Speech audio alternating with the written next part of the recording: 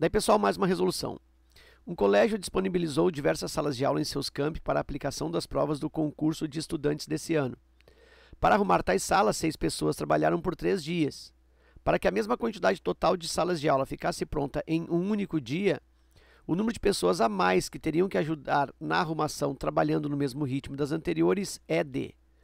Bom, então aqui eu tenho que 6 pessoas trabalharam por 3 dias na organização das salas. Então, 6 pessoas trabalhando durante 3 dias para organizar as salas.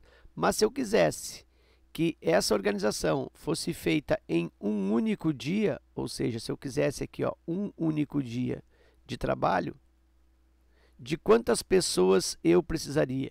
X pessoas.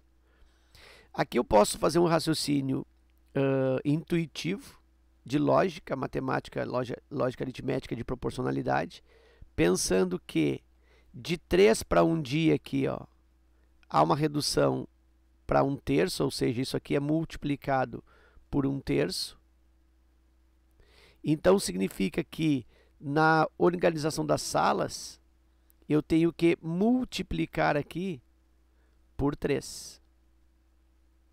Ou seja, se a redução do tempo se reduz, né, se essa redução é feita para 1/3, o número de pessoas que vão proporcionar essa redução no tempo de 1/3 deve ser o triplo, né, do valor original.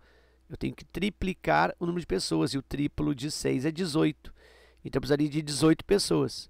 Como eu já tenho 6 pessoas contratadas, né, para 18 eu precisaria de mais 12, e a resposta é a letra B.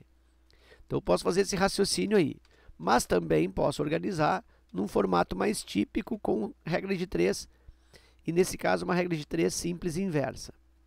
Então, vou pensar primeiro. Essa regra de 3 ela é simples, só tem 2 variáveis, 2 grandezas.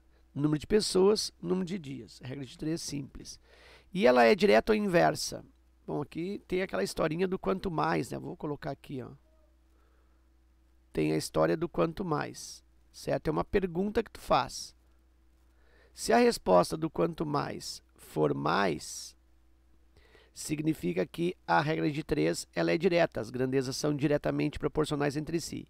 Se a resposta do quanto mais for menos, aí eu tenho que as grandezas são inversas entre si, eu tenho uma regra de 3 inversa. Bom, então vou fazer a pergunta do quanto mais. Olha só, quanto mais pessoas eu tenho para fazer uma tarefa, eu levo mais dias ou menos dias? Bom, mais pessoas, menos dias. Mais pessoas, menos dias. Inversa. Eu poderia perguntar também aqui nos dias. Quanto mais dias eu disponibilizo para a realização de uma tarefa, se eu tenho mais tempo para fazer alguma coisa, eu posso ter menos pessoas fazendo. Então, quanto mais, menos. Portanto, regra de 3 inversa. Na regra de 3 inversa, eu preciso primeiro inverter uma das grandezas, ou a grandeza número de pessoas, ou a grandeza número de dias. Então é só escolher uma delas para inverter. Eu vou escolher aqui a inversão das pessoas, podia ser também o dias, tá? Mas eu vou inverter pessoas. Então eu vou colocar o x para cima e o 6 para baixo. E aqui eu vou continuar nos dias 3 e 1. Depois que eu fiz essa inversão, pelo fato de que a regra de 3 ela é inversa, eu faço o cruzamento, aplico ali a propriedade fundamental das proporções, que é a multiplicação cruzada. X vezes 1, x, igual 6 vezes 3, 18. Logo, o tempo é de... Aliás, o número de pessoas é 18.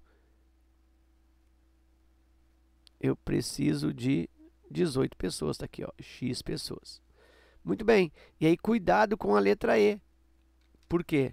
Porque a pergunta é, quantas pessoas a mais eu tenho que ajudar na arrumação? Eu já tenho 6 pessoas envolvidas nessa organização.